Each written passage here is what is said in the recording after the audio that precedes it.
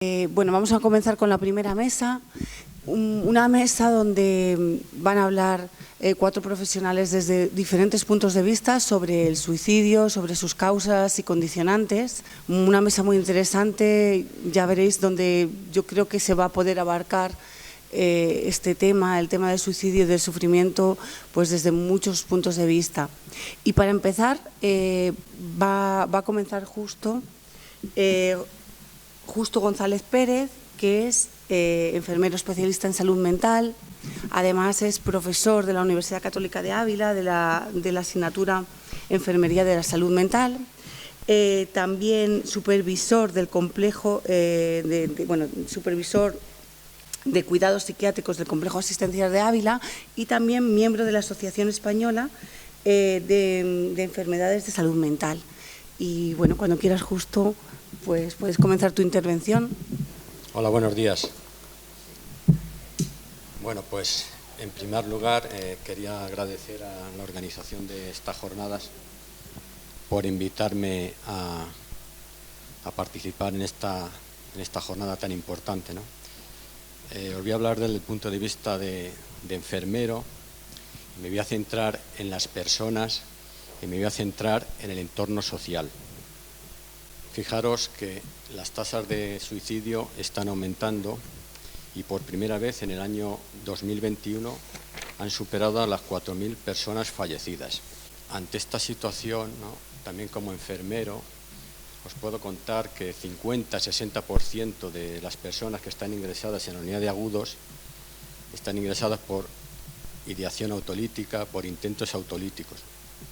Entonces uno se pregunta qué está pasando y cómo podemos abordar este problema para disminuir estas tasas tan dramáticas de defunciones. Fijaros que el año pasado, por primera vez, 22 menores de 15 años fallecieron como consecuencia de suicidio.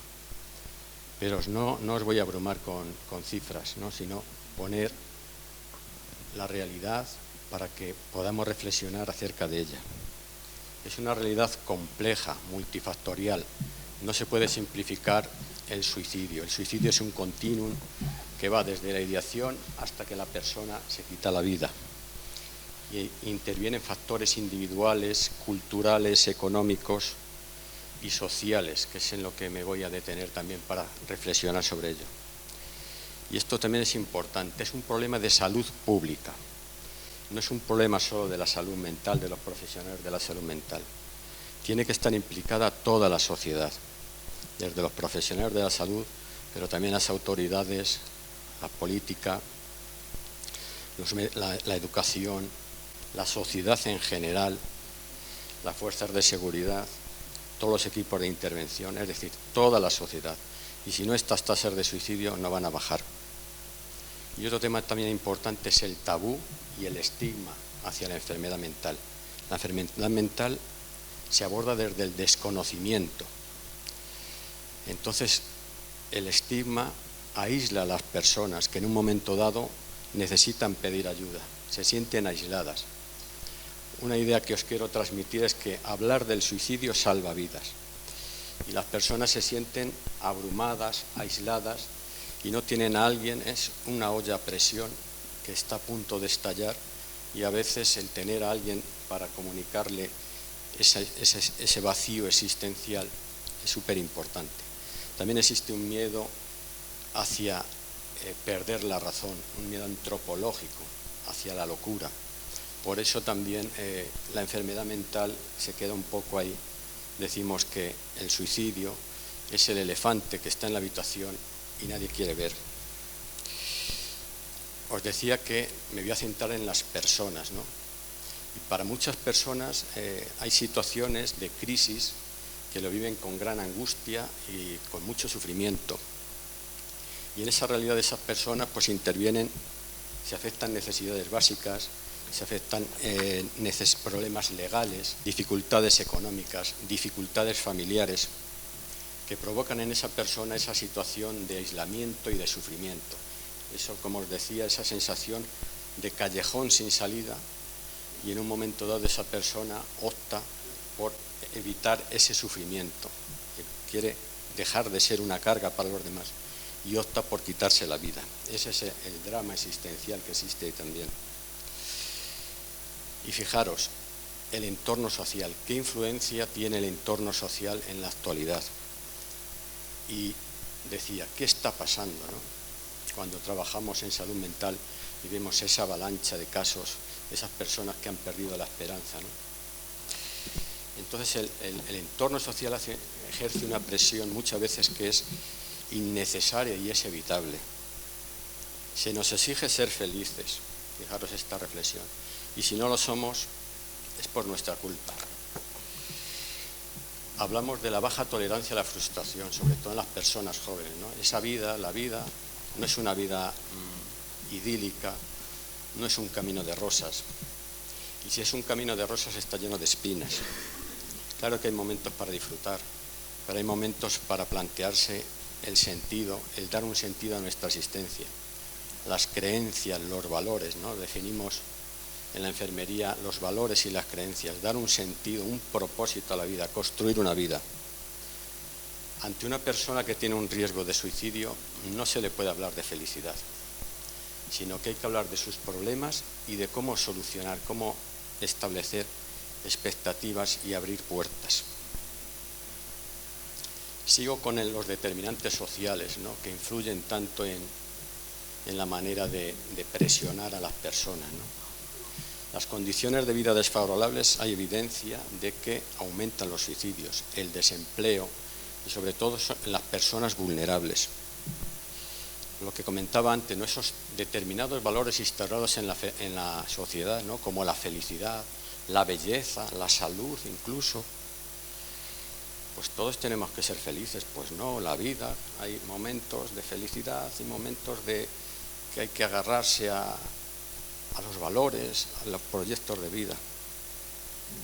El tema de la satisfacción inmediata, ¿no? Lo quiero y lo quiero ahora, todo tiene que ser a través del clic, todo tiene que ser rápido. Hemos perdido esa capacidad de tener paciencia, de saber madurar las cosas. El tema de las drogas y del alcohol, sobre todo en las personas jóvenes. Todo el tema del ocio ligado al consumo de sustancias. Esto está haciendo mucho daño en la sociedad y en particular en las personas jóvenes. Y luego esa ruptura, ¿no? Entre lo individual y lo social. Eso provoca aislamiento y ese aislamiento muchas veces provoca sentimientos de angustia y de desesperanza. Entonces, necesitamos cambiar un poco la conceptualización del suicidio, ¿no? Estas dos perspectivas son complementarias. El suicidio, desde lo biomédico, puede ser un síntoma de una enfermedad mental, un trastorno depresivo, un trastorno de personalidad, trastornos de la conducta alimentaria, la esquizofrenia, los trastornos bipolares, o como consecuencia de una complicación, por ejemplo, una depresión resistente. Pero también tenemos que ver esa perspectiva existencial, que al final la persona, tenga o no enfermedad mental, se ve en esa situación de crisis, de angustia, de aislamiento, y elige quitarse de en medio, pero puede elegir seguir viviendo. Fijaros lo importante, acercarse a esas personas, y no son cosas, son cosas sencillas, acompañar, preguntar a la gente qué proyecto de vida, si en un momento dado de su vida ha pensado que no merece la pena, si tiene elaborado la manera de cómo quitarse la vida, ¿no? Vamos a detectar el riesgo y vamos a ver cómo gestionamos ese riesgo. Hay dos modelos que explican, que nos pueden dar una explicación a todo esto que estaba hablando, ¿no? El modelo de predisposición estrés, es decir, interactúa un factor estresor, una enfermedad mental, y una predisposición individual.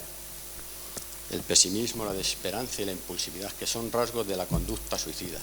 La persona que quiere acabar con su vida se infravalora a sí misma, y esa persona es hipersensible a las experiencias dolorosas, tiene una estrechez de conciencia, solo se fija en lo negativo que hay en su alrededor y no ve los aspectos positivos que tiene en su vida, ¿no? Entonces las personas que, por eso decía, acercarse, acompañar, tenemos que poner en valor, engancharnos a la vida, engancharnos a esos factores de esa persona que merece la pena vivir. Es muy complejo, simplemente a veces con hablar, con acompañar es suficiente. Y por otro lado, el modelo interpersonal de suicidio de Joyner, que es muy vigente, ¿no? Y tiene 3 características: la pertenencia frustrada, es decir, sentirse desconectado de la sociedad, no me siento parte de nada. Y esto está pasando mucho en los adolescentes y en los jóvenes. La desesperanza, ¿no? En cualquier situación uno se aísla y ve la salida de no hay otra salida más que el aislarme. Sensación de ser una carga. Esto también tiene mucho que ver con las personas mayores. La persona mayor dice, mira, prefiero no hacer sufrir a los demás, y esa manera de desaparecer en cierta medida me va a aliviar porque los que están a mi alrededor no van a sufrir. Esto también es característico de personas de mediana edad, ¿no? El suponer del ser una carga y al final dicen, voy a aliviar el sufrimiento de los demás. Y luego el tema, la capacidad de autolesión. Las personas se hacen insensibles al dolor. Se pierde ese instinto de la autoconservación. El mensaje que os quiero transmitir es que cualquier estrategia de prevención tiene que estar centrada en la persona. Intentar solucionar los problemas que le plantea la vida. Ayudar a esa persona, lo que expongo ahí, ¿no?, a engancharse a la vida, en ver motivos para ir hacia adelante, aunque a veces es muy difícil. Os decía, lo importante que es acompañar, construir un futuro de esperanza, construir vidas, potenciar los factores de protección, tanto individuales como sociales. Veis los 3 niveles de prevención, la universal, que se refiere a toda la población en general, es lo que estamos haciendo ahora. Aumentar los factores de protección, selectiva, que iría dirigida sobre todo a la población diana, a los adolescentes, jóvenes y las personas mayores de 55 o 60 años. Y la indicada, que es la prevención que hacemos los profesionales de la salud mental, acompañando a las personas que han pasado por este trance, ¿no? Sabemos que el momento del alta y el año posterior al alta son momentos críticos. Entonces nosotros tenemos programas de acompañamiento, de llamada telefónica durante la primera semana, en el primer mes, y luego un seguimiento tanto telefónico como presencial durante el año. Y estos programas, la experiencia que estamos teniendo es que nos están dando buenos resultados. Y lo que se ha demostrado en la prevención, lo que es efectivo, donde hay evidencia, es la formación específica en salud mental de los profesionales de atención primaria. Y aquí sí que vemos que a veces hay una brecha en la continuidad asistencial. La persona cuando sale de alta y llega a otro nivel asistencial, se debe de aumentar la coordinación, se debe de aumentar los conocimientos sobre salud mental de los profesionales de atención primaria, de médicos, de enfermeras, de todos los profesionales, para detectar el riesgo y para saber gestionar ese riesgo. Y algo también que parece obvio, ¿no?, pero que es muy eficaz, es reducir el acceso a medios potencialmente letales. Y fijaros cosas tan simples como en lugares de precipitación, poner barreras, poner teléfonos de ayuda, poner indicaciones, son efectivos para evitar el suicidio. El control de las armas de fuego. Y un tema aquí como enfermero que tengo que poner mucho énfasis, en el control de la medicación. Cuando le preguntas a la gente que está en programas de adherencia, en programas de suicidio, te trae bolsas enteras de medicación. Alguien tiene que cuidar eso, tenemos que hacernos responsables de eso. No puede ser que una persona que está en riesgo abra el armario y tenga a su disposición un montón de medicamentos, porque en un momento de crisis esa persona va a echar mano de eso. Entonces, como enfermeros, tenemos que cuidar mucho ese aspecto, y ese aspecto también salva vidas. Otro tema muy importante, decía, tiene que estar implicada toda la sociedad, los medios de comunicación. ¿Cómo tratamos estas noticias? Aquí hay un debate y todos, bueno, el efecto contagio, hay que informar. Fijaros que estamos pidiendo desde la salud mental que el tratamiento de la de los medios de comunicación sea similar, el tratamiento del suicidio sea similar al que se hace con los accidentes de tráfico. Hay que informar con responsabilidad, con sensibilidad. Y este es el decálogo que propone el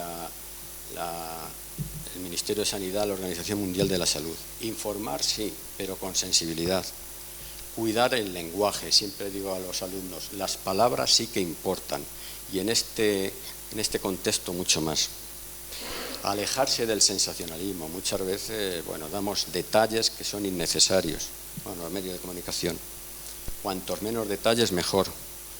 Aportar datos y testimonios, datos de personas que han superado esta situación para dar esperanza a otras personas que están pasando por el mismo trance. Esto es muy importante.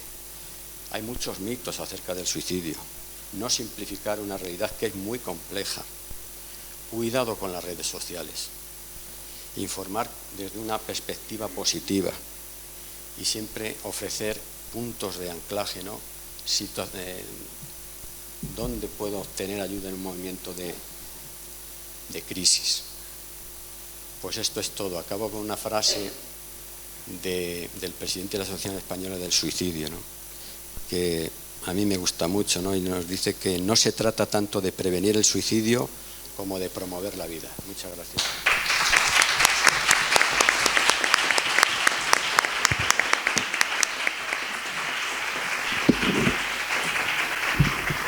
Muchas gracias, Justo, por tu intervención. Pido a los ponentes, por favor, que se ajusten un poquito al tiempo, porque sí que vamos un poquito retrasados, entonces más o menos 10 minutos aproximadamente. Muy bien. Pues la siguiente ponente es Rosalía Jodar Martínez, es licenciada en Psicología, doctora también en Psicología, máster en Intervención Psicosocial. Máster en Intervención Psicosocial en el ámbito de la infancia y la juventud y también tiene 10 años de experiencia en la prevención, en el tratamiento de la prevención, intervención y posintervención en el suicidio, sobre todo en el ámbito de la infancia y la adolescencia. Y es profesora de Psicología en la Universidad Católica de Ávila. Cuando quieras, Rosalía. Muchas gracias. ¿Se oye bien, no? Está apagado. Ahora sí. Lo primero que me gustaría decir es agradecer sobre todo a las personas que están hoy aquí, a la universidad también por la organización de estas jornadas, porque esto significa que estamos luchando por la vida, estamos detectando esta problemática que tenemos en la sociedad y estamos luchando por la vida. Lo primero, antes de comenzar esta ponencia, siempre cuando hablamos de suicidio, lo más importante es que hablemos de que no estamos solos, de que realmente hay ayuda. Tenemos un teléfono de atención a las personas que pueden tener esta ideación, es el 024. Entonces, cualquier persona que realmente pueda tener esta sensación, pueda tener esta ideación suicida, que no está sola, que hay un teléfono de atención. Os voy a hablar hoy en estos minutitos que tenemos sobre el porqué, ¿no? Cuando se produce una conducta suicida, lo primero que nos preguntamos es el por qué sucede. Vamos a hablar sobre eso. Hablaremos sobre lo que es la conducta suicida, las señales de alarma. Es muy importante como sociedad que sepamos detectar cuáles son esas señales. Luego también, ¿no?, la esperanza en que tenemos factores protectores, en que podemos trabajar sobre determinados ámbitos para proteger a nuestra sociedad. Y luego voy a finalizar explicando qué no debemos hacer cuando estamos delante de una conducta suicida y qué es lo que sí podemos hacer como personas. Bien, vamos a comenzar con ese por qué, ¿no? Cuando nos preguntamos, ¿no?, como decíamos, qué sucede cuando una persona, por qué le lleva a una persona a llegar a este punto. Bien, como decía Justo, ¿no?, tenemos unos determinados indicadores, unas sensaciones, unas percepciones, unas conductas de la persona. En primer lugar, la persona pierde ese sentimiento de pertenencia al grupo. Somos seres sociales necesitamos estar dentro de un grupo y la persona pierde ese sentimiento de pertenencia, de estar dentro de algo, de formar parte de algo y de sentirse valorado porque puede aportar algo al grupo. Entonces pierde ese sentimiento de pertenencia. Además, ¿no? Como también nos comentaba el compañero, la persona percibe que es una carga para los demás. Esto tenemos que tener en cuenta que es una percepción de la persona. Nosotros muchas veces, ¿no? Y por eso nos hacemos la pregunta del por qué, pero para mí no es una carga. Pero ellos sí tienen esa percepción de que pueden ser una carga. Entonces, muchas veces, ¿no? A lo mejor pues hay una pérdida de trabajo, hay incluso una jubilación, una enfermedad, hay problemas emocionales y la persona empieza a sentir que es una carga para los demás. Bien, y por último, como decíamos, esa capacidad adquirida que siente la persona, ¿no? para llegar a este tipo de conducta. Estamos, o se ha normalizado, ¿no? Muchas veces el acceso a muchos de los medios por lo que las personas llegan a realizar esta conducta suicida.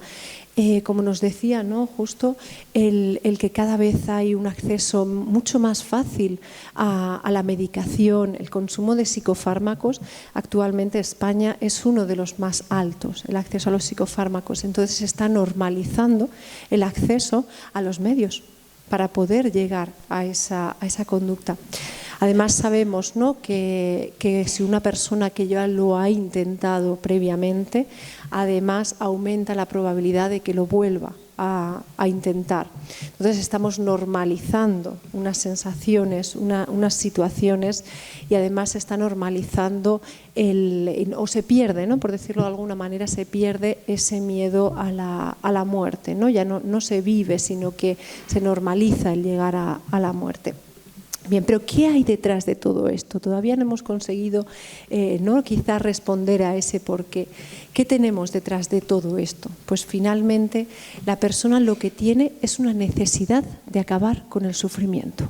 Porque todas estas cuestiones que acabamos de comentar, la persona lo que realmente tiene detrás de todo esto, a lo que le lleva a todo esto, es esa necesidad de acabar con el sufrimiento. La persona sufre muchísimo, hay mucho dolor detrás de este tipo de sensaciones. Entonces la persona utiliza la muerte como medio para acabar con este sufrimiento. Hay mucho dolor. Bien.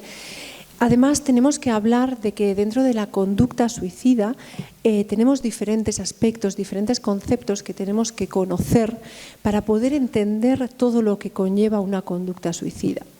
Todo comienza cuando la persona tiene ese pensamiento, esa ideación suicida, ese pensamiento sobre la muerte, sobre qué es acabar con la propia vida, ¿no? Entonces comienza a tener ese tipo de pensamientos. Luego también puede haber, ¿no? la idea de esa amenaza suicida. Aquí, antes de explicarlo, tengo que decir que antes había un mito muy grande que tenemos que romper, que era el mito de que si una persona amenaza con suicidarse, lo único que quiere es llamar la atención. No, eso es un mito muy grande y olvidemos ese mito, porque una persona cuando está amenazando con suicidarse, te está contando la intención que tiene, te está diciendo que lo va a hacer. Entonces tenemos que atender a esa petición, a esa intención que la persona está comunicando. Y luego, por último, tenemos el suicidio, el acto como tal de llegar a la muerte. Puede haber el intento de suicidio en el que la persona finalmente no acaba con la vida, pero también el acto del suicidio como tal en el que la persona acaba con su vida. Bien. Luego tenemos que atender también, hay determinadas señales que es muy importante que conozcamos todos, porque como sociedad, ¿no? Como decía también mi compañero, como sociedad tenemos una misión y es ayudar, ¿no? A nuestro prójimo, a las personas que tenemos al lado. ¿Cómo podemos ayudar a las personas que tenemos al lado en este ámbito? Pues conociendo cuáles son las señales de alarma. Tenemos por un lado esos cambios en el comportamiento y cambios emocionales, cambios en el humor, ¿no? Los cambios en el comportamiento que más se han detectado es que la persona comienza a abusar de sustancias, comienza a consumir muchísimo alcohol, muchísimos psicofármacos, comienza a consumir drogas, comienzan las conductas autolesivas, que se llaman, ¿no? en la psicología. La persona empieza a atentar contra su propia vida, pero desde esa forma, ¿no? de un abuso de sustancias. Algo que también se ha detectado es que la persona comienza a regalar sus pertenencias. Es como que comienza a poner en orden todo lo que hay en su vida. Comienza a hacer testamentos, regala incluso a sus mascotas, comienza para dejar todo puesto en orden, ¿no? Porque está preveyendo, ¿no? que viene el final de su vida, entonces comienza a poner todo en orden. Bien. Tiene dificultades, muchas veces también se ha detectado que hay dificultades en el trabajo, en los estudios, hay dificultades en la vida de esa persona. Entonces, cuando sepamos que hay una persona con ciertas dificultades, vamos a mostrar. No quiere decir que tener una dificultad vaya a llevar a esto, pero sí que tenemos que mostrar, ¿no? que se nos tiene que encender esa señal de alarma. La persona también comienza a aislarse socialmente, poquito a poco. Va aislándose, va retrayéndose socialmente, deja de sentir placer por las cosas que antes le gustaba, que antes disfrutaba, ¿no? Lo que en psicología conocemos como esa anedonia, ¿no? Esa incapacidad para sentir ese placer por hacer las cosas que antes tanto disfrutaba. Empieza a descuidar su aspecto personal. Normalmente, ¿no? Pues esas cosas básicas que nosotros hacemos, ¿no? de higiene, pues comienza a descuidarse también físicamente. Amenaza con el suicidio. Lo que hemos dicho antes es un mito, el no hacer caso a esto te está indicando la intención que tiene de quitarse la vida. Bien, por otro lado tenemos también, como hemos dicho, los indicadores de esos cambios en el estado de humor. Pero atentos, porque no solo comienza a estar más deprimido, ¿no? con esa sensación como de depresión, que también es un indicador, por supuesto, pero también hay un cambio en el estado de humor en que de repente la persona también muestra emociones positivas excesivamente altas. ¿Vale? Muy atentos a esto porque también es una señal en el que la persona está mostrando esos cambios de humor bruscos. ¿Vale? Tanto hacia lo negativo como hacia lo positivo, los cambios bruscos de humor. Como decíamos, se siente una carga hacia los demás, está más agresivo, más irritable de lo normal, posee esos pensamientos letales, tiene esa ideación suicida. Bien. Pero tenemos esperanza. Después de ver esto, ¿no? Tenemos esperanza, tenemos una labor como sociedad, tenemos un trabajo, una inversión muy grande que hacer en salud mental y es nuestro trabajo, el de todos, el hacerlo. Por lo que sabemos, tenemos determinados factores en la vida que nos ayudan a poder prevenir, a poder trabajar en ellos porque es lo que puede proteger a una persona ante esta conducta. Tenemos 3 grandes pilares dentro de estos factores protectores. Por un lado, los personales. La persona tiene que cuidar su salud física, su salud mental. ¿Cuánto hablamos de esto, ¿no?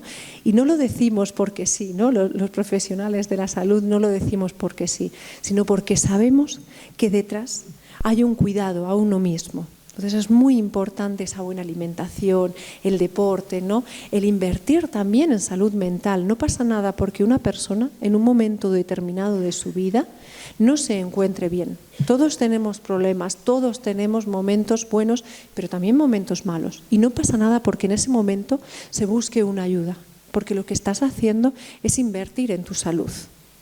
También tenemos que trabajar en inteligencia emocional, tanto que se habla, ¿no? de la inteligencia emocional, pero muchas veces lo llevamos solo al ámbito de la regulación emocional.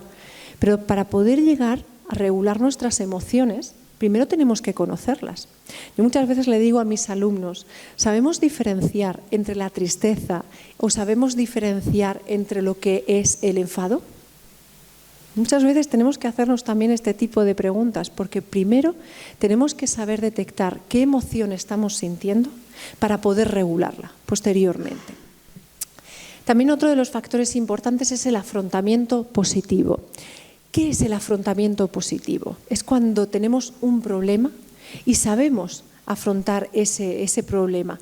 ¿Qué hay detrás del afrontamiento? Estrategias de resolución de problemas. Muy importante que sepamos detectar concretamente cuál es el problema que tenemos.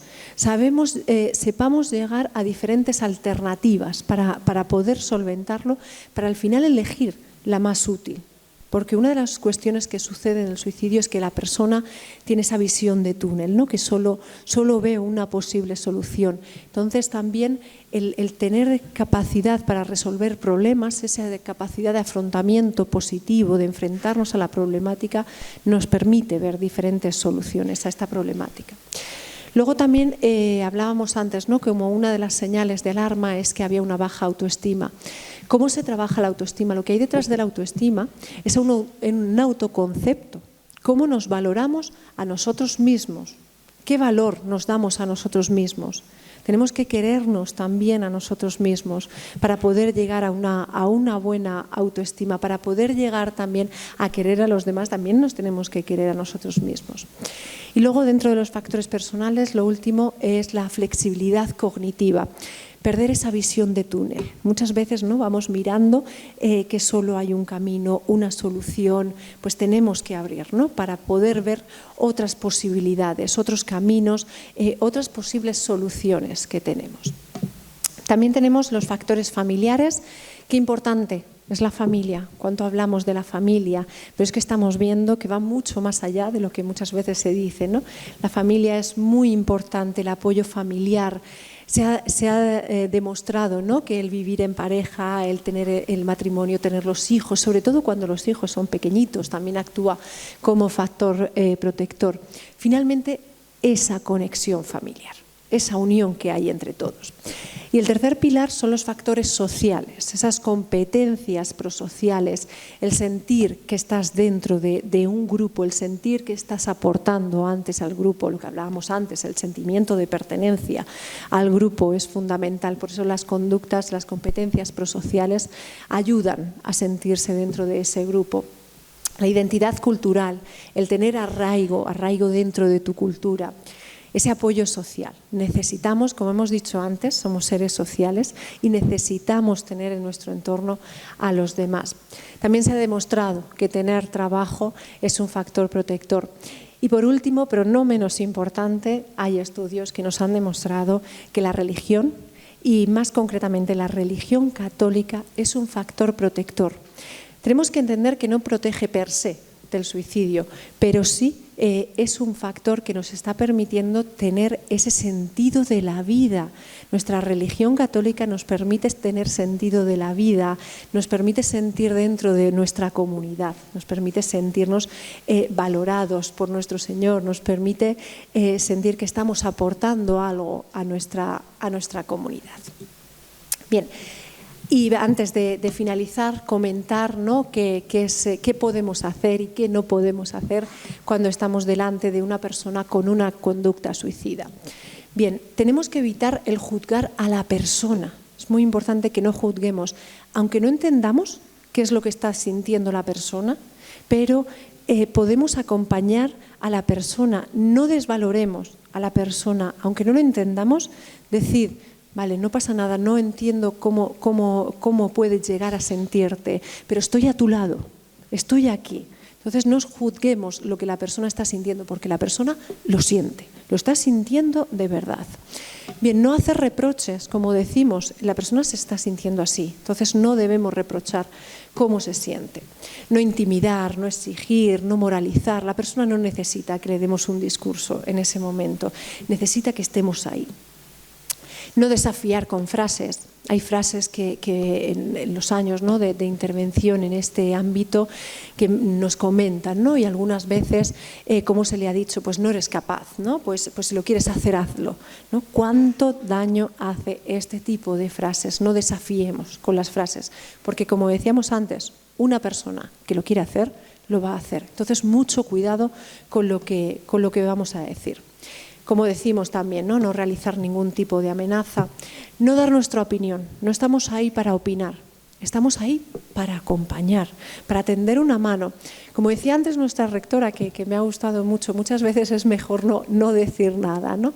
Si no hay algo importante, ¿no? que podamos decir, es mejor no decir nada. Pero el hecho de estar ahí es muy importante, simplemente estar ahí y tender una mano. No dejar a la persona sola nunca. Una persona que tiene ideación suicida, que ha amenazado con suicidarse, lo va a intentar. Entonces, en el momento en el que tenga la oportunidad, lo va a intentar. No dejemos a la persona sola, acompañemos a la persona. No rechazarla. Nos cuesta mucho enfrentarnos al dolor. Solemos evitar cualquier situación de dolor. Las emociones positivas normalmente todos nos pasa, ¿no? Estamos ahí, llegamos a lo bueno, a lo positivo, pero las emociones negativas existen y tienen una función adaptativa. Tenemos que aprender también a enfrentarnos, a afrontar las emociones negativas. Solemos huir no solo de nuestras propias emociones negativas, sino cuando vemos a una persona con emociones negativas. Entonces, tenemos que ayudar, nos necesita en ese momento que estemos ahí. No mostrar desconfianza en la persona lo está sintiendo, como hemos dicho antes, y aunque no lo entendamos, la persona lo está sintiendo. No dar falsas esperanzas y no mentir.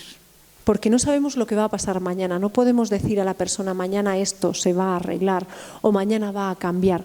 No sabemos lo que va a pasar mañana. Entonces no demos falsas expectativas, no mintamos, porque no sabemos qué va a pasar. Bueno, después de todo esto tan negativo, ¿no? Pero hay muchas cosas que podemos hacer. Tenemos que tomar en serio cualquier amenaza. Como decimos, la persona nos está indicando la intención que tiene. Nosotros puede ser que no seamos especialistas y no sepamos muy bien qué hacer. Por lo tanto, lo primero que tenemos que hacer es llamar a los servicios de emergencia si sabemos que hay una conducta suicida en ese momento como tal. Llamemos a los servicios de emergencia porque hay personas especializadas en esta intervención. Bien, aprovechar cualquier información que la persona nos esté dando. ¿Por qué? Porque nuestro objetivo es conseguir que la persona posponga esa intención de acabar con su vida. Bien. También tenemos que establecer contacto visual y verbal. Muchas veces parece que estamos escuchando, ¿no? Pero a lo mejor no estamos escuchando realmente, estamos oyendo. Entonces no hay nada mejor para la escucha que miremos a los ojos a la persona que tenemos delante, porque le estamos mostrando que nos interesa lo que le estamos diciendo. Muchas veces a todos nos ha pasado, ¿no? Que estamos hablando con alguien, está con el WhatsApp o está con otras cosas, ¿no? Pues cuando algo nos interesa de verdad, vamos a mirar a la persona a los ojos, vamos a establecer ese contacto con la persona. Tenemos que hablar lenta y pausadamente, tenemos que transmitir tranquilidad. Porque si nosotros estamos nerviosos, estamos aportando una mayor ansiedad, una mayor inquietud a la persona que tenemos delante. Entonces empieza por nuestra tranquilidad.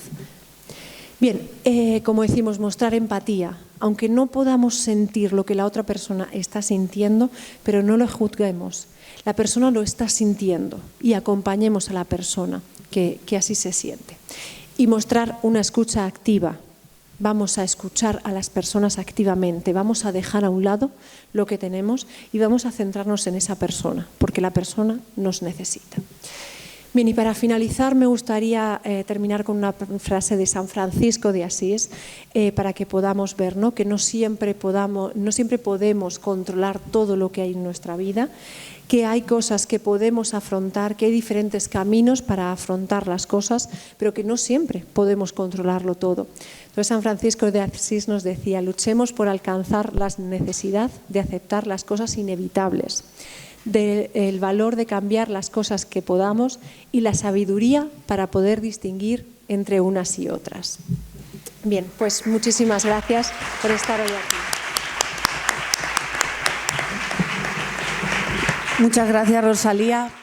El siguiente ponente es Francisco Moguera Fernández Gallardo, ordenado sacerdote en la Archidiócesis de Toledo en 2003, es licenciado en Medicina, también es licenciado en Teología Moral y actualmente está realizando su doctorado sobre ese tema y y también ha sido capellán del Centro de Parapléjicos de Toledo.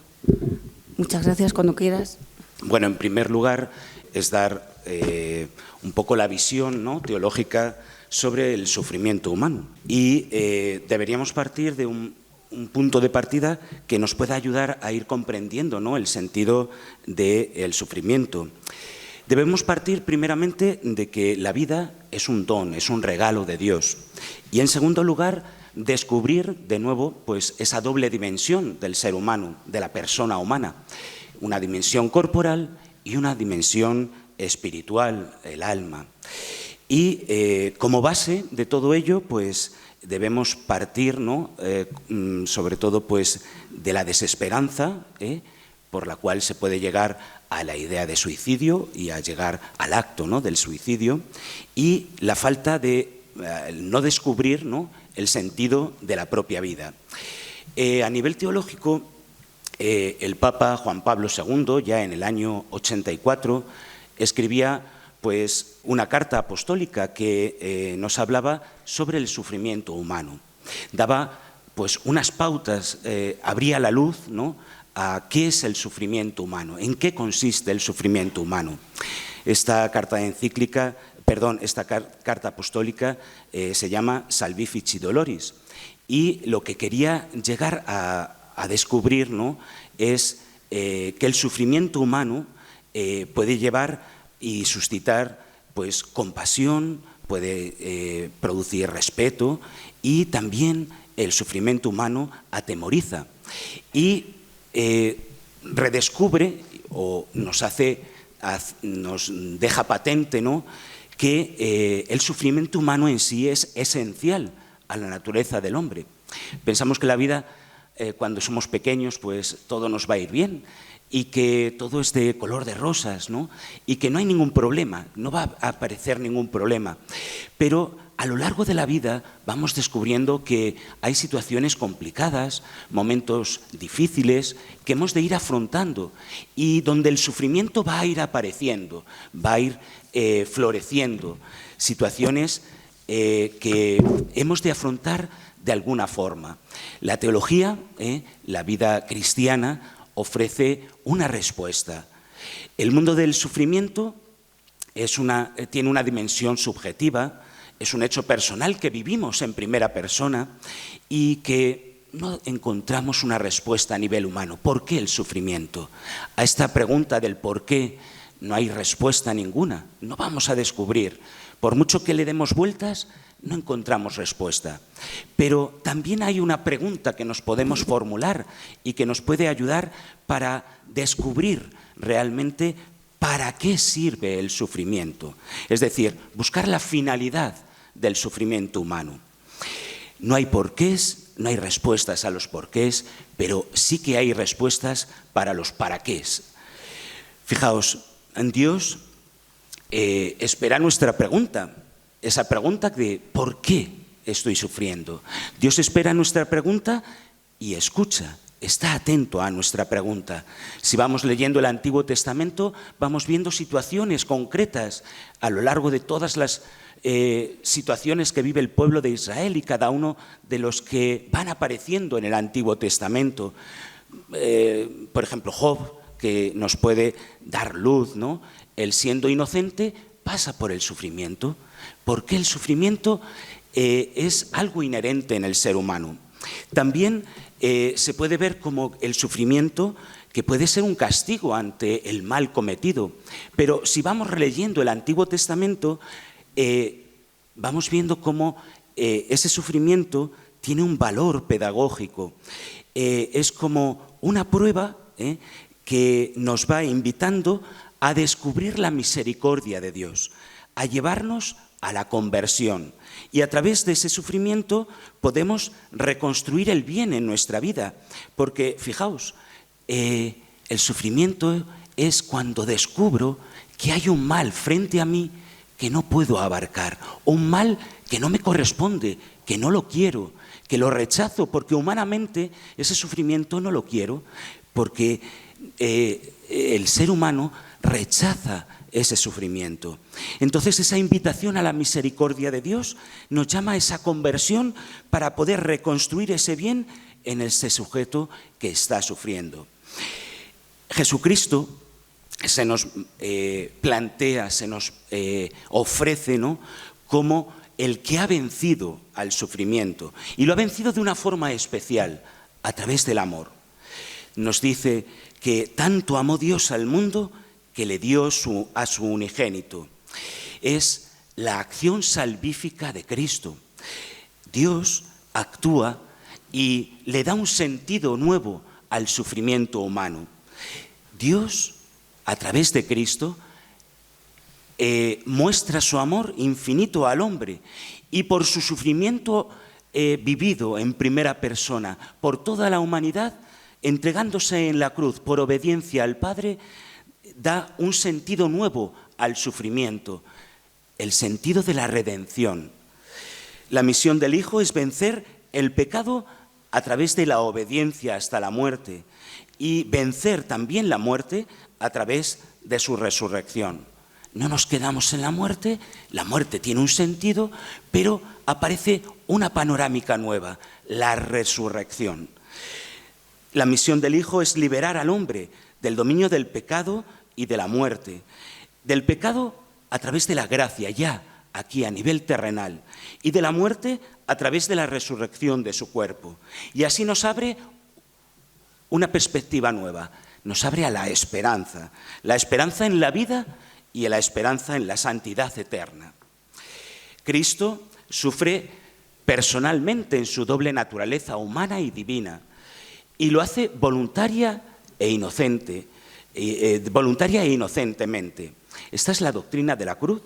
Es la doctrina de la cruz que se nos va a presentar de forma muy gráfica desde Getsemaní hasta el Gólgota. Las palabras de Cristo: Padre, que pase de mí este cáliz, es la forma humana que todos pasamos, por la que todos pasamos. No queremos el sufrimiento, humanamente lo rechazamos. Pero fijaos, Cristo es obediente al Padre y en su obediencia responde: pero que no se haga mi voluntad, sino la tuya. Es una aceptación por amor, siendo inocente, por amor obedece y abre un nuevo orden, el amor que crea el bien. Y a través de ese bien se recrea el mundo y se alcanza la redención. Pero fijaos, Cristo pasa por todo eso. ¿Cómo podemos nosotros ser partícipes de esos sufrimientos de Cristo o vivir nuestro propio sufrimiento? En la cruz de Cristo el sufrimiento humano ya ha quedado redimido. Todo hombre tiene su participación en la redención. Es un reino, el reino de Dios y la gloria de Dios nos abren a la esperanza. La participación en la cruz de Cristo se va a realizar a través de la experiencia del resucitado. El sufrimiento es siempre una prueba, una paradoja entre la debilidad y la fuerza, la debilidad humana y la fuerza de Dios. Cristo muere clavado en la cruz. En esa muerte nos muestra su debilidad, pero por obediencia se ofrece. Y Cristo con esa muerte muestra su debilidad, y Dios lo eleva, y lo eleva con su resurrección. Ahí nos muestra la fuerza de Dios. Es la paradoja que siempre podemos descubrir: nuestra debilidad ante el sufrimiento y la fuerza de Dios que nos impulsa a encontrar una esperanza nueva. Sufrir significa hacernos receptivos, abiertos a la acción de la fuerza salvífica de Dios. Es vigorizarse espiritualmente. ¿Cuántas veces olvidamos esta dimensión del ser humano, su dimensión espiritual? Fijaos, solamente así podemos hacer brotar en nosotros la esperanza y descubrir la dignidad de nuestra propia vida y el sentido verdadero de la vida. Y todo esto junto a la acción del amor de Dios. Al participar de este amor, redescubrimos y nos reencontramos con nuestra alma, con nuestra dimensión espiritual. Y son testigos de la muerte y de la resurrección, asumidos por amor, pues tantas personas, tantos santos y tantos santos no conocidos, En primer lugar, la Virgen María, pero tantos santos y santos no conocidos que viven desde la experiencia de Cristo su propio sufrimiento ofrecido por amor, dando un sentido verdadero a su sufrimiento humano. ¿Y qué nos aporta la teología para todos y cada uno de nosotros? Mirad, y especialmente, ¿no?, pues el personal sanitario. El Papa Juan Pablo II presenta la parábola del buen samaritano. ¿Cómo puede un sanitario dar un sentido a la vida, ofrecer a la persona que está sufriendo un sentido verdadero? Primeramente, darnos cuenta de quién es mi prójimo. Como sanitarios tenéis la gran suerte de poder tratar con personas que se encuentran en debilidad. Recordáis, Cristo en su debilidad se ofrece y a través de esa obediencia llega a alcanzar la resurrección. Pues en la debilidad del paciente podemos descubrir a aquel que está sufriendo y es el buen samaritano, es quien se para junto al sufrimiento del otro, al sufrimiento del ser humano, y se conmueve ante su sufrimiento, es decir, tiene compasión de aquel que está sufriendo. Compasión no es tener lástima o pena, eso es un sentimiento que podemos tener. Compasión es sufrir con el otro, asociarnos al sufrimiento del otro, asociarnos a el prójimo que está dolido y está viviendo en sufrimiento. ¿Y qué podemos aportar? Darle una ayuda donde va a ejercerse todo lo que conocemos, todo lo que sabemos, todo lo que hemos estudiado, pero además nuestra propia persona. Si nos damos, si nos entregamos, si está en medio el don de nosotros mismos, podemos ayudar al otro podemos ayudar al otro a encontrar un sentido a su propia vida, un sentido a su sufrimiento. Primeramente, no juzgándole. En segundo lugar, escuchándole. En tercer lugar, dándonos. Testimoniar de esta forma el amor de Jesucristo. Es una actitud activa ante el sufrimiento. No es una actitud pasiva donde ves al otro que sufre, pero se queda ahí. Nuestra actitud ha de ser activa, compadeciéndonos del otro. Compadecer es padecer con el otro, sufrir con el otro. Y ese sufrimiento le dará un resultado, vivir una esperanza. Fijaos, Cristo nos enseña a hacer el bien con el que sufre, a hacer el bien al que sufre, con el que sufre a través de nuestra compañía, al que sufre a través de nuestra ayuda. Como conclusión, hemos de ver el sentido del sufrimiento humano, no solamente desde el punto de vista humano, que nos va a descubrir la humanidad y la dignidad y la misión del ser humano, sino también desde el punto de vista sobrenatural, que es un misterio divino, donde está en juego la redención del ser humano. Pues que os ayude especialmente, ¿no?, pues esta visión más global, más amplia, ¿no? No solamente la dimensión horizontal, que es lo que vemos normalmente cuando estamos frente a un paciente que está sufriendo, sino también la otra dimensión, la dimensión vertical, la dimensión sobrenatural, donde la vida es un regalo de Dios y es una vida que merece la pena ser vivida, y a través de nuestra ayuda como sanitarios podemos darle un sentido nuevo, un sentido de redención, un sentido de alegría y de compasión, donde pueda descubrir la verdadera esperanza.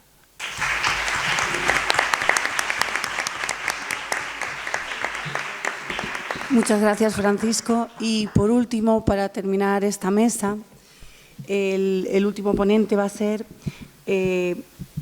Ángel Gaspar López, que es licenciado en Derecho por la UNED, es máster en dirección de las tecnologías de la información, experto en criminología, experto también en violencia de género, experto también en ciberseguridad avanzada y también diplomado en Policía Judicial y Criminalística por el Ministerio de Justicia,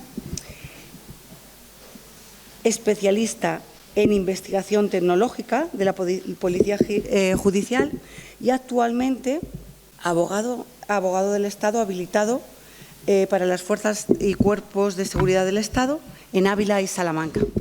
Adelante cuando quieras, Ángel. Sí, bien.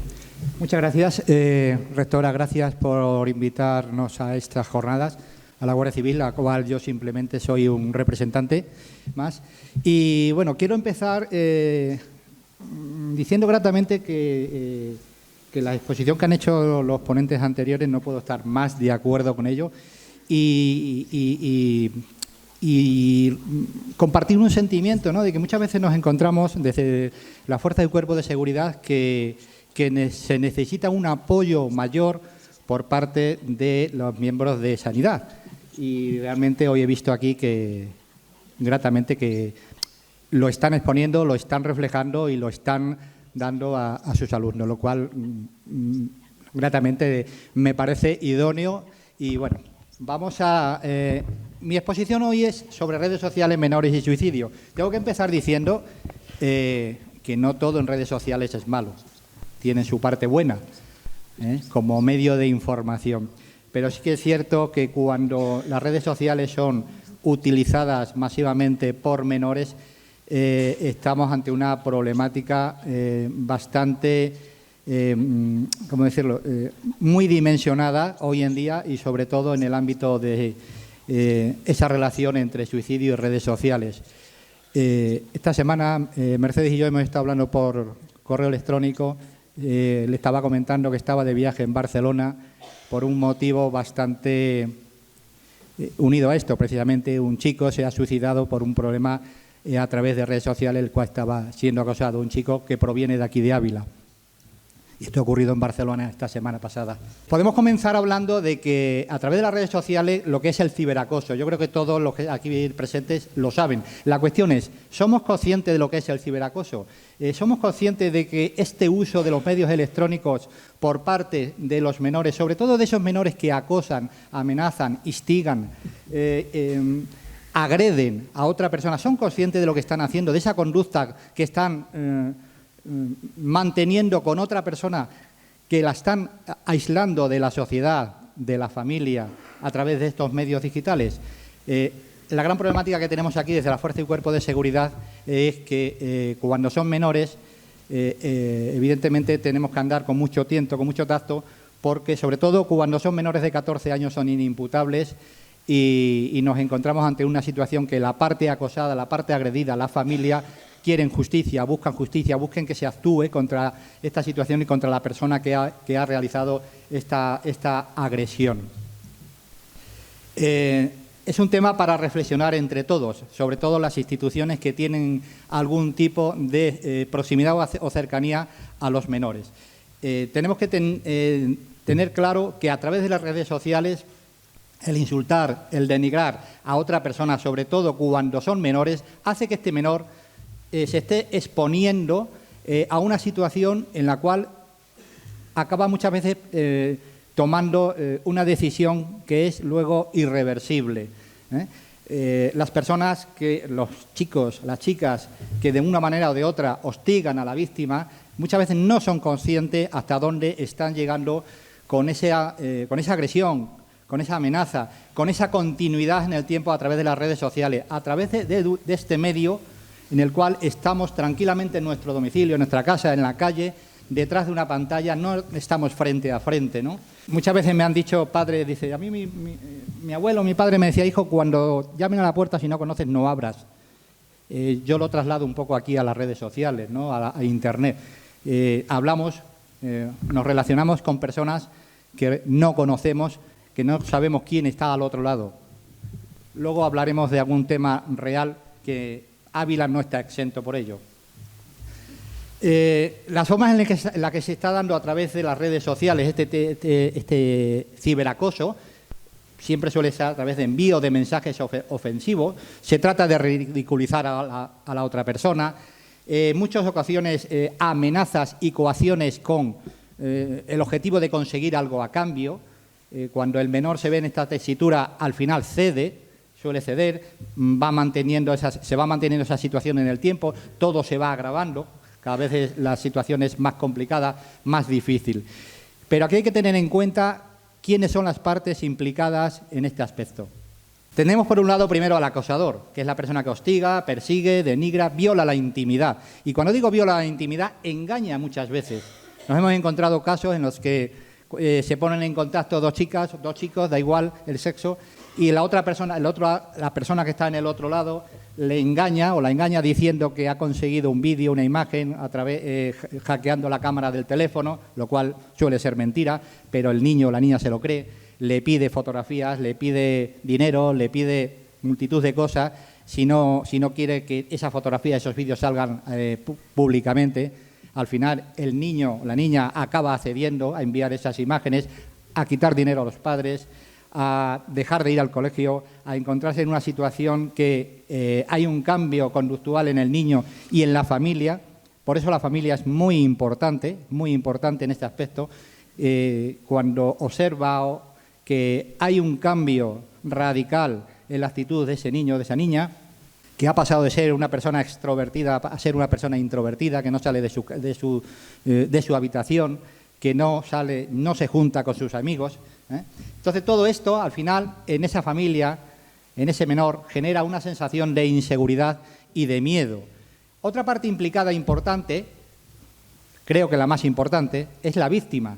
Es la persona que se siente hostigada, que se siente perseguida. Esa persona que sufre esa situación de humillación, de nerviosismo, ¿no?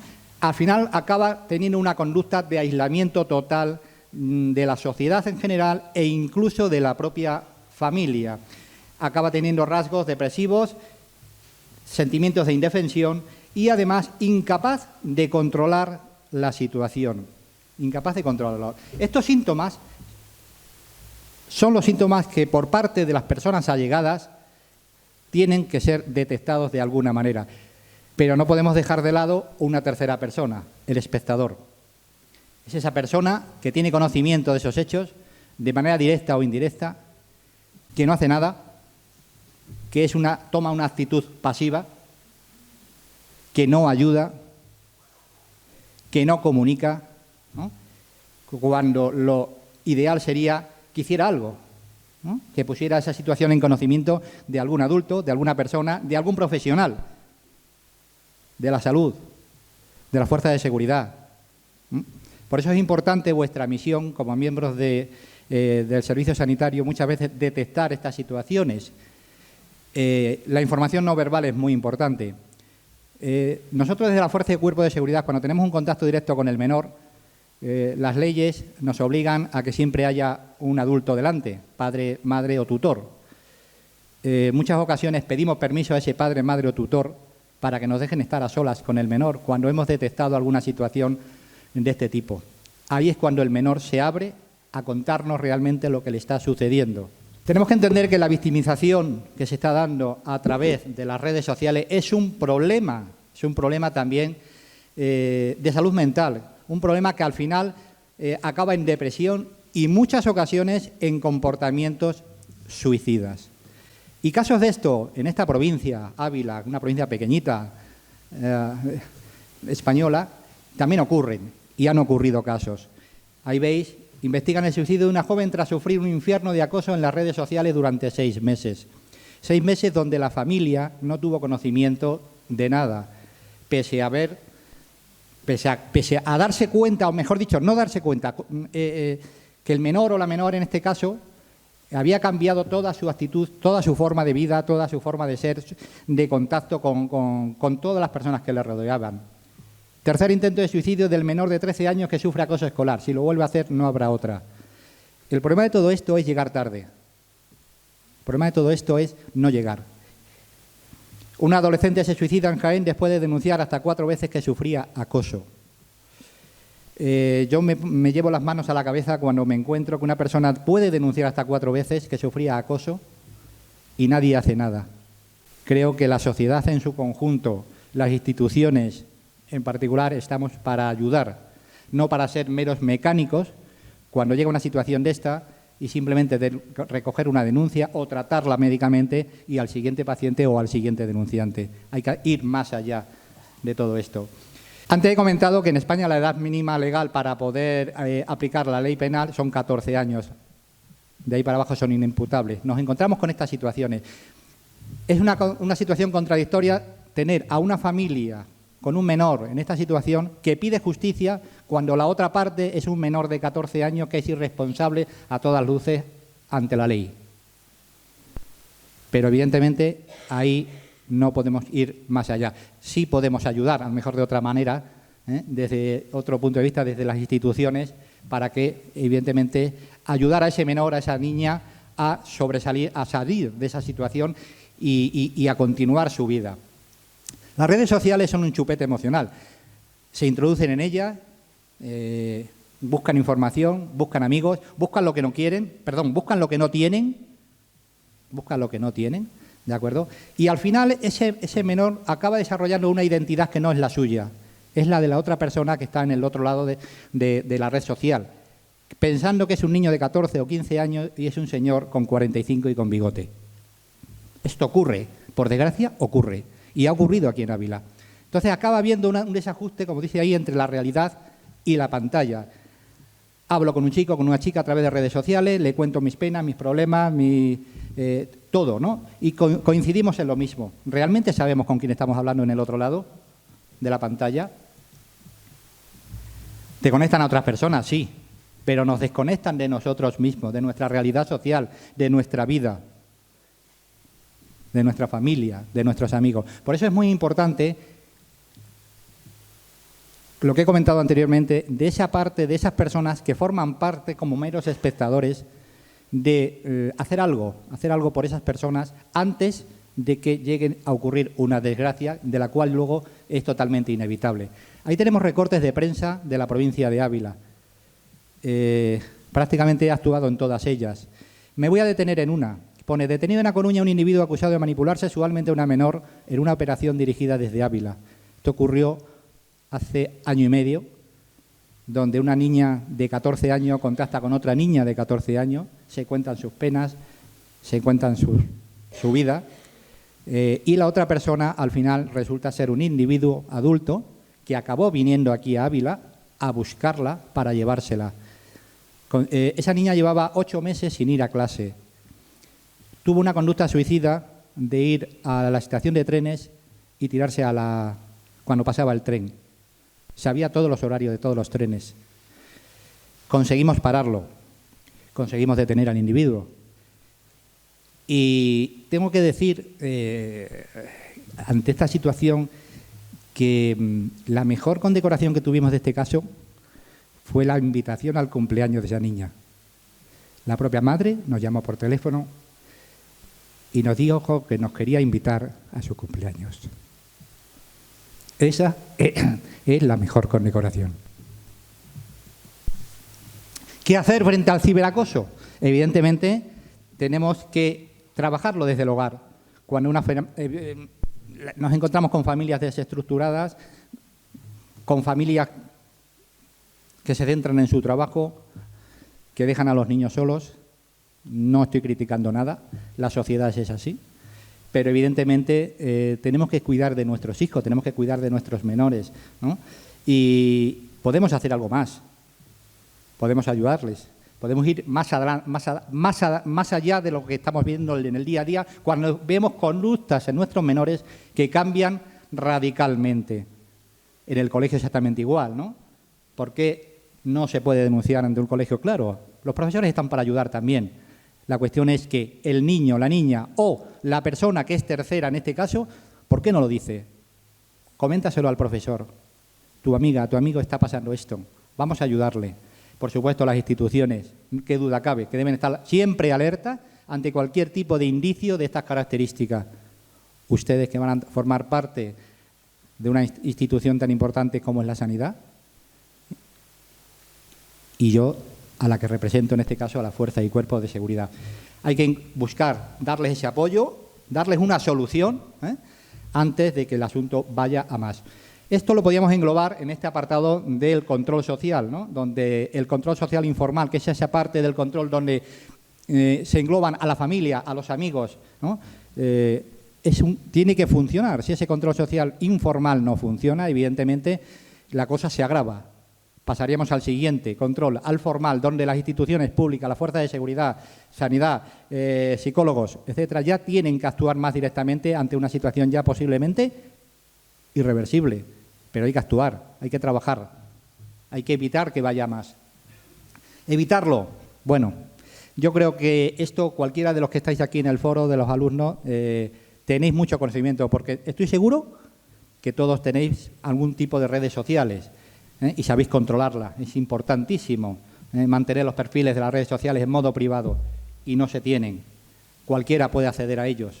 Es muy fácil, muy sencillo acceder a algún perfil de una persona y hacerse pasar por otra, ¿no? Aprovechar absolutamente todas las... no estamos acostumbrados, a leer las políticas de uso de las plataformas digitales. Yo el primero, son muy largas. Pero bueno, hay que bloquear todas las funciones que realmente evitan que nos pongamos en riesgo ante un tercero. ¿Qué decir de la cámara? No sé si habéis visto que cuando abro un ordenador siempre tiene una cámara, ¿vale? Los menores nos salen continuamente vídeos de ellos sin darse cuenta que se han activado las cámaras de seguridad, las cámaras de vídeo de los ordenadores y de los teléfonos. O sea, hoy en día por Internet se puede hacer absolutamente todo, todo. Entonces, mucho cuidadito con las cámaras. A veces de la manera más, sin tener conocimiento de ellos, se activan o no las activan, ¿no? Para los padres hay que establecer reglas. Estamos últimamente en una sociedad donde las reglas quedan un poquito al margen. Parece que no podemos decirle a un niño lo que debe y no debe de hacer. Yo soy al mejor de la antigua escuela, de la antigua usanza. Tenía un psicólogo muy bueno en mi casa, que era mi padre.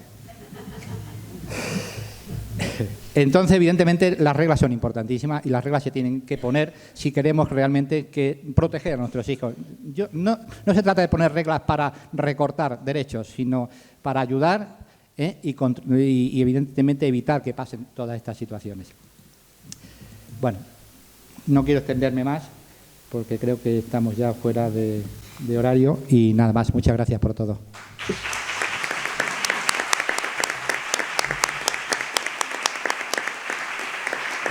Muchas gracias, Ángel. Muchas gracias a los ponentes por esta exposición tan completa sobre las causas y todos los factores que influyen en el suicidio. Y ahora, bueno, pues pasamos al turno de preguntas. Entonces os pediría a los alumnos, quizás para facilitar este turno de preguntas y que sea más fácil también para vosotros, que escribáis la pregunta en un papelito y lo entreguéis para poder leerlo en voz alta y que los ponentes puedan responder. Si queréis que algún ponente en concreto sea el que responda, pues también lo indicáis. Y bueno, si mientras que este proceso se completa, aunque es una pregunta muy general, yo sí que quería preguntar a todos los ponentes mientras que nos llegan las preguntas. Hemos hablado, y habéis hablado de todas esas causas que son, por supuesto, multifactoriales, de todo lo que rodea a este fenómeno del suicidio, pero me gustaría si me podéis dar una clave o varias claves, cada uno desde vuestro punto de vista, de qué podemos hacer para prevenirlo, para prevenir el suicidio. No sé quién quiere empezar. Bien, muchas gracias por hacer esa pregunta. Creo que es fundamental qué podemos hacer cada uno, ¿no? Pues sobre todo cuidar la salud mental. Hemos visto que uno de los factores protectores que existen es cuidar la salud mental, la salud física. vamos a aprender, ¿no?, a qué son las emociones, vamos a regularlas. Y luego, por otro lado, algo fundamental también, el sentido de la vida. La vida no viene desde fuera, no viene de todo lo que tengo, de todo lo que soy. Realmente es lo que nosotros tenemos en el interior. El sentido de la vida viene desde dentro. Entonces, vamos a crear programas, vamos a enseñar a nuestros jóvenes, a nuestros niños, a toda la sociedad, que viene la motivación que realmente nos mueve, es la motivación intrínseca. Yo lo resumiría en 2 palabras, ¿no? Acompañar y hablar del suicidio, hablar de estos problemas, ¿no? En la sociedad en general y en instituciones en particular, sobre todo en el tema de la educación. Y desde aquí, no sé si me permitiríais, bueno, barrer para casa y lo importante que sería la enfermera en el entorno escolar. Bueno, yo pues creo que lo decía también, ¿no?, durante la exposición, ¿no?, descubrir la vida como un don, como un regalo de Dios, y en segundo lugar, pues dar sentido, ¿no?, a ese sufrimiento que se pueda vivir y especialmente buscar esperanzas, ¿no?, en nuestra vida, que las hay y muchas, pero en situaciones concretas, ¿no?, como la que hemos estado analizando, pues hay un hoyo, ¿no?, hay un pozo tan grande que es difícil descubrirlo, ¿no?, pues, pero siempre desde la perspectiva del otro, del que está escuchando, del que está compadeciéndose del otro y le está ayudando de alguna forma, puede abrirle los ojos y ayudarle, ¿no?, pues a descubrir esa esperanza, esa nueva esperanza y sobre todo a descubrir su vida, que merece la pena ser vivida.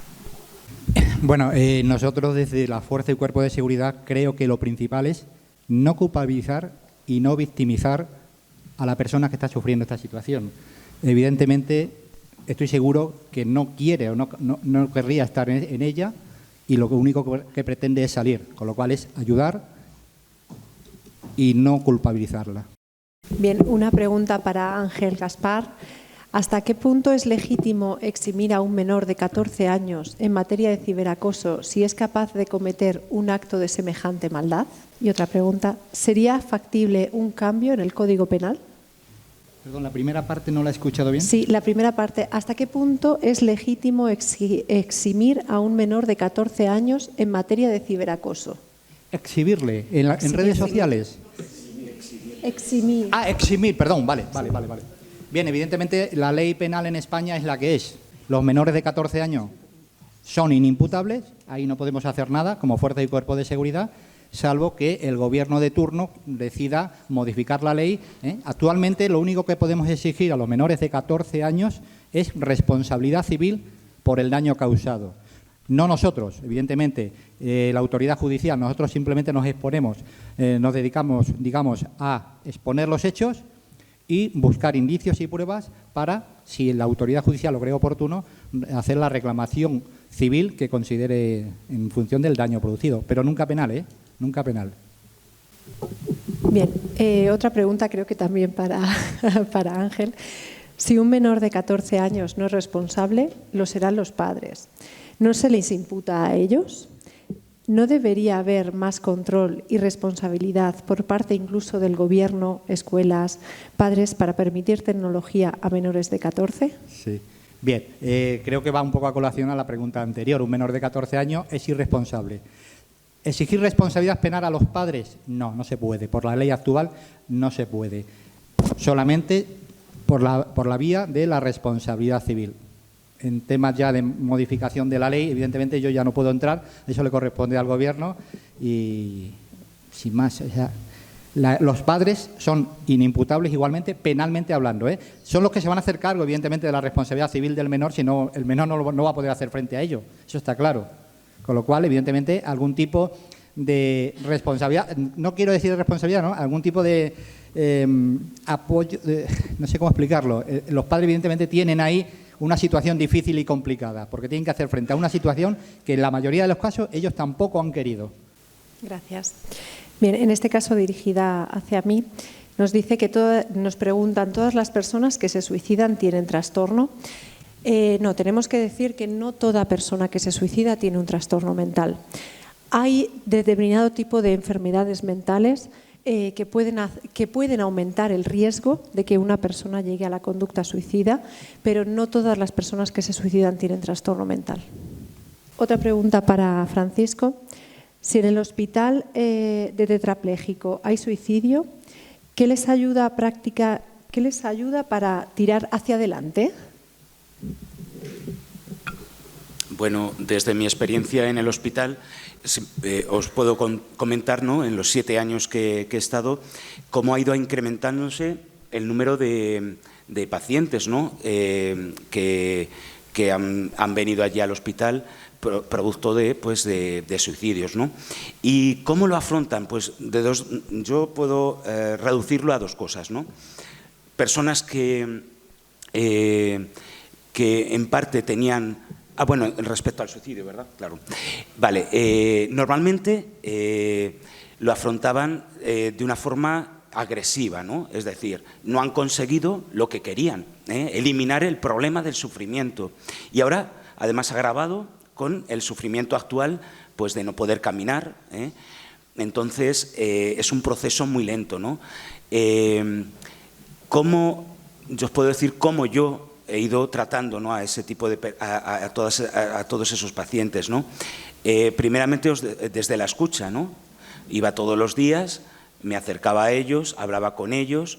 Su primera reacción es de rechazo y de arrojar, ¿no?, todo la rabia interior que tenían. Pero poco a poco, yo haciéndome presente todos los días, preguntarle por cómo se encontraban simplemente, nada más, pues ellos poco a poco pues iban abriendo e iban contándome pues las situaciones que habían vivido previamente, ¿no? Y tenían la necesidad de buscarle un sentido, no al sufrimiento actual, sino darle un sentido a su vida actual, es decir, ahora bajo el prisma de que no podían caminar y buscar formas de poder ser lo más pues autónomos posible, ¿no?, dentro de sus limitaciones. Entonces, la idea era mostrarles todo lo positivo que tenían, todas las capacidades que aún tenían y no fijarse tanto en lo negativo. También, bueno, pues luego ya posteriormente, pues también pues yo les decía, bueno, pues te voy a encomendar, voy a rezar por ti, voy a estar a tu lado, y luego ellos lo agradecían, ¿no? Iban descubriendo poco a poco, ¿no?, pues esa visión más amplia, ¿no?, de su propia vida. No sé si... Gracias. Bien, una pregunta para Justo. ¿Cómo crees que ayuda la fe en las enfermedades mentales y a la familia? Bueno, pues todo lo que tiene que ver con los valores y las creencias, pues hemos hablado aquí que son factores de protección, ¿no?, y una manera de que la persona pueda tener puntos de apoyo. Entonces, la persona que es creyente, que tiene unos valores, pues tiene, por así decirlo, unos asideros donde poderse agarrar. O sea que yo lo considero algo muy importante. Gracias. Otra pregunta para Justo. Bueno, decimos, nos encontramos muy especialmente en la gente joven un déficit de tolerancia a la frustración, que lleva a veces a la depresión. ¿Qué vínculo hay entre la depresión y el suicidio? Pues hay un vínculo muy estrecho, ¿no? Siempre que hay un trastorno depresivo hay que preguntar a la persona, hay que detectar si hay un riesgo suicida, ¿no? Si ha pensado alguna vez en que la vida no tiene sentido, en quitarse la vida. Entonces siempre explorar, estar abiertos. Hablo mucho de la confianza en el profesional. Hay que ser sensibles hacia los problemas de los demás, tener esa sensibilidad, ese sentido de escucha y no tener miedo a preguntar a la persona a través de su proyecto de vida, ¿no? ¿Qué piensa de su vida si en un momento dado no tiene sentido, ¿no? Entonces no tenemos que tener miedo, sino que eso es un factor que nos va a ayudar a detectar el riesgo, preguntar sobre las ideas de esa persona.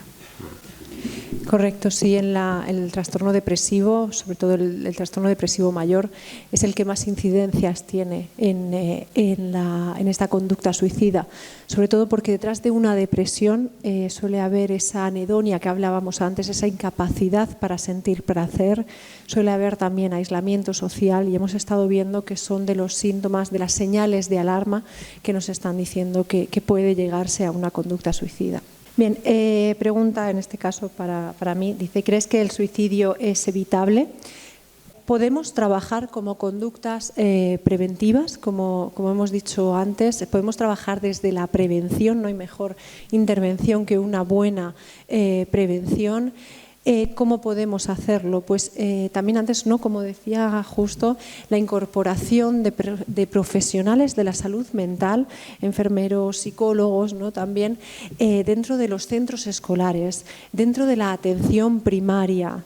Vamos a trabajar en prevención antes de que pueda llegar a ese punto una persona. Entonces vamos a poder intervenir, vamos a educar en salud mental antes de llegar a eso. Otra de las preguntas, si tu pareja cuando se acaba la relación te dice que se va a quitar la vida, ¿es una señal de suicidio? ¿Es un mito? Bueno, lo que estábamos diciendo antes, ¿no? Que tenemos que tener en cuenta que una amenaza suicida es real. Lo que está haciendo es transmitirte la intención de llevar a cabo la conducta suicida. Entonces, siempre hagamos caso.